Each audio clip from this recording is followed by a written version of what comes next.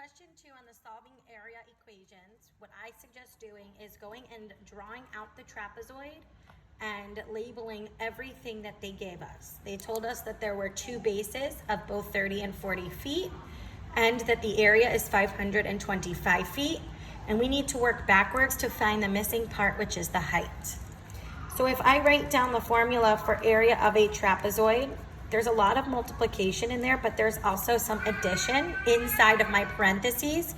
So that's actually going to be my first step according to PEMDAS. Parentheses do come first.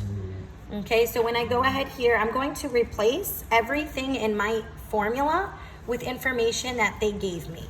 Starting with area is 525 feet. 525 equals. I'm going to write 1/2 as my decimal of 0.5 since we are allowed to use a calculator. Notice 1/2 is directly next to my height, which means multiplication. So I'm going to write it as such, times height. My height is directly next to my parentheses, which means multiplication again. And in my parentheses, I'm adding base 1 plus base 2. And I'm going to now go ahead and solve. First step would be parentheses. Everything else stays the same.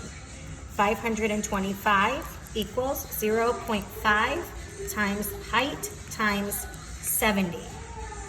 Now this is what I do not know, that is my variable, but I can go ahead because this is all multiplication, and I'm going to multiply these 2 numbers together so that I can condense it to one number.